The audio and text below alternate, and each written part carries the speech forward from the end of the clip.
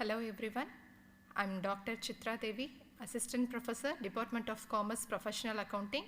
So in this video, we are going to see the topic related to house rent allowance in income tax. So first we will see what is HRA. So HRA அப்படிங்கிறது பார்த்தீங்கன்னா it is also an allowance. ஒரு employer வந்து எம்ப்ளாயிக்கு நார்மலாக என்னென்ன allowances கொடுப்பாங்கன்னா house rent allowance, dearness allowance, traveling allowance, conveyance allowance, so அப்புறம் children education allowance இந்த மாதிரி நிறைய அலவன்சஸ் கொடுப்பாங்க. ஸோ அதில் ஒன்று house rent allowance. So HRA calculation வந்து நம்ம இன்கம் டேக்ஸில் எப்படி கேல்குலேஷன் பண்ணுறது, அதில் உள்ள ப்ரொவிஷன்ஸ் என்ன அப்படிங்கிறத இன்றைக்கி நம்ம பார்க்க போகிறோம். So what is HRA? It is as usual granted by the employer to the employee to meet the expenditure incurred on the payment of rent. So அப்போ இது யாருக்கு இது அப்படின்னு பார்த்தீங்கன்னா it is exempt from tax up to the specified limit. So எல்லா amount கொடுக்குற HRA எல்லா அமௌண்ட்டுமே all the amount is not eligible for deduction. So அதில் வந்து ஸ்பெசிஃபைடு அமௌண்ட் மட்டும்தான் we are going to take for the deduction. So in case of அதே மாதிரி ஒரு கண்டிஷன் இருக்குது. என்ன கண்டிஷன் பார்த்தீங்கன்னா in case of the employee lives in her own house, own ஹவுஸில் இருந்து ஹெச்ஆர்ஏ ரிசீவ் பண்ணாங்கன்னா it is not allowed as for deduction. So அதை தான் போட்டிருக்காங்க. in case the employee lives in the own house and does not pay any rent, எந்த ரெண்ட்டுமே அவங்க பே பண்ணலை, because அவங்க they are living in the own house. So அந்த கேசஸில் if the employee receives the HRA, the entire amount he received as fully taxable. என்ன amount receive பண்ணுறாங்களோ ஹெச்ஆர்ஏன்னு சொல்லிட்டு அது ஃபுல்லாகவே நம்ம என்ன பண்ணுவோம்னா டேக்ஸ் பண்ணுவோம். எந்த டிடக்ஷனுமே இது கிடையாது. So this is about HRA. Then applicability, இது யார் யாருக்கெல்லாம் அப்ளிகபிலிட்டி ஆகும், யாரெல்லாம் எலிஜிபிலிட்டி அப்படிங்கிறத பார்க்க போகிறோம். ஸோ ஃபர்ஸ்ட் ஒன் பார்த்தீங்கன்னா யார் வந்து சேலரிடு எம்ப்ளாயியாக இருக்காங்களோ அந்த அசஸிக்கு மட்டும்தான், அந்த எம்ப்ளாயிக்கு மட்டும்தான் ஹெச்ஆர்ஏ டிடக்ஷன் வந்து எலிஜிபிள். ஸோ அதுதான் first point. The assessee should be a salaried எம்ப்ளாயியாக இருக்கணும். ஸோ செகண்ட் பாயிண்ட் பார்த்தீங்கன்னா இந்த சேலரி வந்து as a part of the salary பேக்கேஜில் இருக்கும். சேலரி இன்க்ளூட்ஸ் நிறைய இன்க்ளூட் ஆகிருக்கும் இல்லையா, டியர்னஸ், கமிஷன், அந்த மாதிரி வந்து it is a package of சேலரியில் as a part of the இருக்கணும். ஸோ அடுத்தது வந்து அவர் வந்து ரெண்டட் அக்காமடேஷன், நம்ம முதலே சொன்ன மாதிரி அவரோட ஓன் அக்காமடேஷனில் இருக்கக்கூடாது, ஓன் ஹவுஸில் இருக்கக்கூடாது. He should live in a rented அக்காமடேஷனாக இருக்கணும். ஸோ அடுத்தது வந்து பார்த்தீங்கன்னா இன்ஃபர்மேஷன் ஏன் டு த எம்ப்ளாயர், அவரோட எம்ப்ளாயருக்கு அவர் எந்த ஹவுஸில் வந்து ரெண்ட்டுக்கு ஸ்டே பண்ணியிருக்காரோ அந்த ரெண்ட்டோட அந்த ஹவுஸோட ரெண்ட் ரிசிப்டை வந்து சப்மிட் பண்ணியிருக்கணும். அப்போ தான் வந்து ஹெச்ஆர்ஏ வந்து டிடக்ஷனுக்கு எடுத்துக்குவாங்க. ஸோ அதுதான் next point.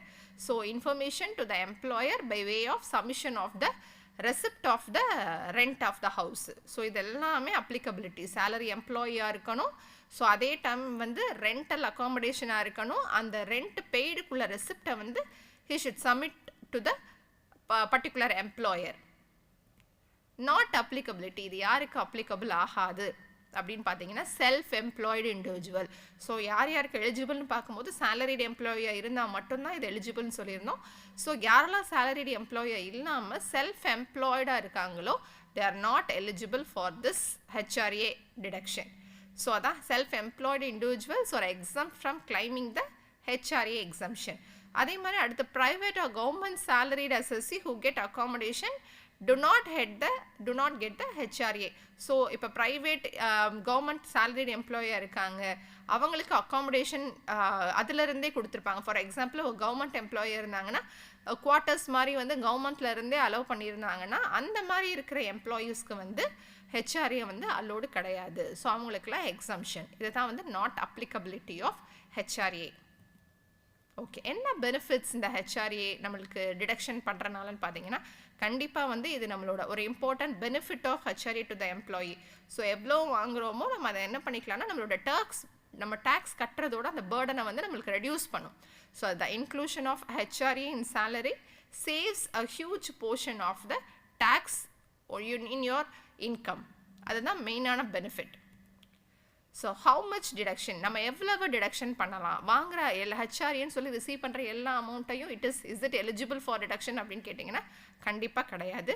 So rule 2A படி they are prescribing the rules, provision கொடுத்துருக்காங்க ரூல் 2Aல. அதில் வந்து 3 இது இருக்குது. மொத்தம் பார்த்தீங்கன்னா 3 ப்ரொவிஷன்ஸ் இருக்குது. அந்த 3ல பார்த்தீங்கன்னா எது லீஸ்ட்டாக வருமோ the least of will be exempt from the income tax. So எவ்வளவு அப்படிங்கிறத பார்க்க போகிறோம். ஃபர்ஸ்ட் என்னென்னு பார்த்தீங்கன்னா actual HRA received. So our employer கிட்ட இருந்து ஆக்சுவலாக என்ன அமௌண்ட் வந்து ஹவுஸ் ரெண்ட் அலவன்ஸாக ரிசீவ் பண்ணுறாங்களோ அது ஃபர்ஸ்ட் அமௌண்ட். அதுதான் ஃபர்ஸ்ட் எடுத்துக்கணும். Actual HRA received. Second point பார்த்தீங்கன்னா rent paid in excess of 10% of salary. So ரெண்ட்டுன்னு சொல்லி அந்த ஹவுஸுக்கு ஆல்ரெடி அவங்க பே பண்ணிகிட்டு இருப்பாங்க. ஸோ அந்த ரெண்ட் பெய்டு வந்து அவங்க சேலரியோட 10% ஆஃப் சேலரி கண்டுபிடிச்சி வச்சுருப்போம் இல்லையா, அதை விட எவ்வளோ எக்ஸஸாக இருக்குங்கிற அந்த amount. So rent paid in excess of 10% of salary, அதுதான் ரெண்ட் பெய்டு மைனஸ் 10% சேலரின்னு சொல்லி போட்டிருக்காங்க. தேர்டு பார்த்தீங்கன்னா 50% ஆஃப் பேசிக் சேலரி. 50%ங்கிறது only for metro cities. Metro சிட்டிஸ்ங்கிறது சென்னை, டெல்லி, மும்பை இந்த மாதிரி உள்ள மெட்ரோ சிட்டிஸ்க்கு மட்டும் 50%. Other that is non metro சிட்டிஸ்க்கு பார்த்தீங்கன்னா 40% ஆஃப் சேலரி. ஸோ இந்த மூணு தான் actual HRA received, rent paid in excess of 10% of salary, third வந்து 50% ஆர் 40% ஆஃப் பேசிக் சேலரி. இதை தான் நம்ம வந்து இது பண்ண போகிறோம். ஓகே, என்னென்ன பாயிண்ட்ஸ் நம்ம ரிமெம்பர் பண்ணிக்கணும்? இந்த சேலரின்னு சொன்னோம் இல்லையா, 10% of salary, 50% of salary. So what are the terms include in the salary? சேலரியில் எதெல்லாம் இன்க்ளூட் ஆகும் அப்படின்னு சொல்லி பார்த்தோம்னா இட் இன்க்ளூட்ஸ் டியர்னஸ் அலவன்ஸ்ங்கிறது. என்ன டியர்னஸ் அலவன்ஸ் வந்து அவர் எம்ப்ளாயர் வந்து பே பண்ணுறாரோ அது இன்க்ளூட் ஆகும் சேலரியில். If it terms of the employment so provide அப்படின்னு சொல்லி கொடுத்துருக்காங்க. It is a part of the எம்ப்ளாய்மெண்ட்னு கொடுத்துருந்தாங்கன்னா we have to include the dearness allowance. அதுக்கப்புறம் வேற என்ன இன்க்ளூட் ஆகும்னா it also includes the commission based on a fixed percentage of turnover. இதுவுமே ப்ராக்கெட்டில் ஆக்சுவலி மென்ஷன் பண்ணியிருப்பாங்க. Fixed percentage of turnover ஆன பார்ட் ஆஃப் த சேலரி அப்படின்னு சொல்லி கொடுத்துருந்தாங்கன்னா மட்டும்தான் நம்ம கமிஷனுமே எடுக்க போகிறோம். அதே மாதிரி எக்ஸ்க்ளூட்ஸ் ஆல் அதர் அலவன்சஸ். மற்ற எந்த அலவன்சஸும் நம்ம இன்க்ளூட் பண்ண போகிறதில்ல. அதே மாதிரி பெர்குசிட்ஸ், போனஸ் எதுவுமே இன்க்ளூட் பண்ண போகிறதில்ல. ஒன்லி சேலரியோட டியர்னஸ் அண்ட் கமிஷன் இந்த ரெண்டு தான் எடுக்க போகிறோம். அதுவுமே பார்ட் ஆஃப் த சேலரியாக இருந்துச்சுன்னா மட்டும். ஸோ அதுதான் salary equal to basic salary plus DA ப்ராக்கெட்லேயே போட்டிருக்கேன். இஃப் பார்ட் ஆஃப் சேலரியாக இருந்தால் மட்டும். அதே மாதிரி கமிஷனுமே பர்சன்டேஜ் ஃபிக்ஸட் ஆஃப் அந்த ஃபிக்ஸட் பர்சன்டேஜ் ஆஃப் டர்ன் ஓவராக இருந்தால் மட்டும்தான் we have to consider it into the salary. Okay, so next rent paid வந்து exceeds ₹1 lakh per annum இருந்துச்சுன்னா it is mandatory. நம்ம சொன்னோம் இல்லையா ரெண்ட் அவங்க ரிப்போர்ட் பேன் வந்து இது பண்ணணும்னு சொல்லிட்டு. ஸோ அதுதான் இந்த point. If rent paid exceeds ₹1 lakh per annum, அவங்களோட ரெண்ட் ஹவுஸுக்கு பே பண்ணுறது 1 இயருக்கு 1 lakhக்கு மேலே இருந்துச்சுன்னா it is mandatory to the employee to report PAN. அவங்களோட பேனோட வந்து கண்டிப்பாக அவங்களோட எம்ப்ளாயர் கிட்ட ஃபர்னிஷ் பண்ணியிருக்கணும். PAN of the landlord to the employer. லேண்ட்லார்டுங்கிறது ஓனர் ஆஃப் த ஹவுஸ். அந்த ஹவுஸ் ஓனரோட பேன் ப்ரூஃப் வந்து கண்டிப்பாக அவரோட எம்ப்ளாயர் கிட்ட சப்மிட் பண்ணியிருக்கணும் எம்ப்ளாயி. இதுதான் மெயினான 2 பாயிண்ட்டு. இப்போ எப்படி கால்குலேஷன் பண்ணுறது அப்படிங்கிறது பார்ப்போம். ஒரு சின்ன ப்ராப்ளம் எடுத்திருக்கோம். Mister Prasad is employed in a private company at ₹70,000 per month, ₹6,000 per month as a dearness pay and 10,000 per annum as commission during the previous year. He received ₹2,000 per month as house rent allowance. He paid 2,500 per month rent. Compute house rent allowance exempted from tax. எவ்வளோ exemption தான் கேட்டிருக்காங்க, taxable HRA கேட்கல. Okay, நம்மளோட norms ஞாபகம் இருக்கா? இதுதான். இந்த provision படி மூணையும் கண்டுபிடிச்சிட்டு மூணில் எது லீஸ்ட் அமௌண்ட் வருதோ அந்த அமௌண்ட்டை தான் exemption. So first one actual HRA received. So ஆக்சுவலாக எவ்வளோ ஹெச்ஆர்ஏ ரிசீவ் பண்ணுறாரு அப்படிங்கிறது பார்த்தீங்கன்னா he received ₹2,000 per month as house rent allowance. Per monthக்கு 2,000னா 1 இயருக்கு HRA received 2,000 into 12, so 24,000 1 இயருக்கு. ஸோ அடுத்த calculation rent paid in excess of 10% of salary. அப்போ நம்மளுக்கு சேலரியில் எதெல்லாம் இன்க்ளூட் ஆகும் ஃபர்ஸ்ட் கண்டுபிடிச்சிட்டு தான் 10% ஆஃப் சேலரி கண்டுபிடிக்கணும். ஸோ சேலரியில் என்னென்ன இருக்குதுன்னு பார்த்தீங்கன்னா 70,000 பெர் மந்த். பெர் மந்தோட சேலரி 70,000. அப்போ இன்ட்டு 12 போடணும். 8,40,000 total salary. Next dearness pay 6,000 per month. So அதுவுமே பெர் மந்த்தாக கொடுத்துருக்காங்க. ஸோ இன்ட்டு 12 போட்டோம்னா 72,000. ஸோ கமிஷன் இந்த இதில் எதுவுமே commission during the previous year ₹10. Okay, so சேலரியும் கமிஷன் வந்து it is not the fixed percentage of டர்ன் ஓவர்னு எதுவுமே கொடுக்கல. So we should not take commission.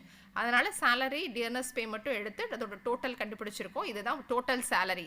இப்போ இதில் தான் நம்ம என்ன கண்டுபிடிக்க போகிறோம்னா அந்த 50%, 10% எல்லாமே இந்த 9,12,000 தான் வந்து நம்ம கால்குலேட் பண்ண போகிறோம். ஸோ ரெண்ட் பெய்டு வந்து 30,000. ஸோ இங்கே கொடுத்துருக்காங்க he paid rupees 2,500 per month rent. So per month க்கு 2,500 னா 1 yearக்கு 30,000. So 30,000 rent paid minus 10% of salary. Salary 9,12,000. அதில் 10% போட்டோம்னா 91,200. ஸோ எக்ஸஸாக எதுவுமே பே பண்ணலை. ரெண்ட் பெய்டு தான் கம்மியாக இருக்குது, 10% ஆஃப் சேலரி கூட இருக்குது. ஸோ எக்ஸஸ் எதுவுமே இல்லைங்கிறனால நில் போட்டுறோம். நெக்ஸ்ட்டு, ஸோ மெட்ரோ சிட்டியில் இருக்கிற மாதிரி எதுவுமே கொடுக்கல. ஸோ நான் மெட்ரோ சிட்டின்னு கன்சிடர் பண்ணிக்கிறோம். அதனால் 40% ஆஃப் சேலரி. ஸோ 40% ஆஃப் சேலரினா 3,64,800. ஸோ இதில் ஹெச்ஆர்ஏ எக்ஸம்ஷன் பார்த்தீங்கன்னா லீஸ்ட் ஆஃப் த ஃபாலோயிங் தான். ஸோ லீஸ்ட் இதில் எதுன்னு பார்த்தீங்கன்னா நில் தான். ஸோ எந்த அமௌண்ட்டுமே இதில் எக்ஸம்ஷன் கிடையாது. ஸோ ஹெச்ஆர்ஏ எக்ஸம்ஷன் வந்து நில் இந்த ப்ராப்ளமை பொறுத்த வரைக்கும். நெக்ஸ்ட் அடுத்த ப்ராப்ளமில் பார்த்தீங்கன்னா டிஏ, அதாவது பேசிக் சேலரி கொடுத்துருக்காங்க. டிஏ வந்து 30% ஆஃப் பேசிக் சேலரி. அதில் என்ன சொல்லியிருக்காங்கன்னா 60% forms part of the salary. அப்போ நம்ம அந்த 60% தான் எடுக்கணும். அடுத்து HRA received per month, rent paid by X per month, எல்லாமே பெர் மந்த்துக்கு கொடுத்துருக்கனால நம்மளும் சம்மில் பெர் மந்த்துக்காகவே எடுத்துக்குவோம். ஸோ ரூல் ஞாபகம் இருக்குல்ல, ஹெச்ஆர்ஏ ரிசீவ்டு, செகண்ட் வந்து rent paid minus 10% of salary, third வந்து அவர் வந்து மெட்ரோ டெல்லியில் இருக்கனால மெட்ரோ சிட்டி. ஸோ 40%க்கு பதிலாக 50% ஆஃப் சேலரி நம்ம எடுத்திருக்கோம். So HRA received 8,000, rent paid minus 10% of salary. சேலரியில் எதெல்லாம் எடுத்திருக்கோன்னு பாருங்கள். பேசிக் சேலரி 20,000 பெர் மந்த்து, அடுத்து 60% டிஏ. ஸோ 3,600. ஸோ டோட்டல் இது பார்த்தீங்கன்னா 9,240 தான் எக்ஸஸாக இருக்குது. ஆக்சுவல் ரெண்ட் பெய்டை விட எவ்வளோ 10% சேலரி கூட இருக்குன்னா 9,240. நெக்ஸ்ட்டு 50% ஆஃப் சேலரி, அது வந்து 11,800. ஸோ இந்த மூணில் எது லீஸ்ட் அப்படின்னு பார்த்தோம்னா 8,000. அதுதான் minimum amount, least amount. So அதுதான் நம்ம எக்ஸம்ஷன் பண்ண போகிறோம். ஸோ ஆக்சுவல் ஹெச்ஆர்ஏ ரிசீவ்டு எவ்வளோன்னு பார்த்தீங்கன்னா 8,000 ரிசீவ் பண்ணுறாரு. அது ஃபுல்லாக எக்ஸம்ஷன் டிடெக்ட் பண்ணிட்டோம்னா taxable HRA எதுவுமே கிடையாது. ஸோ taxable HRA வந்து nil. Thank you.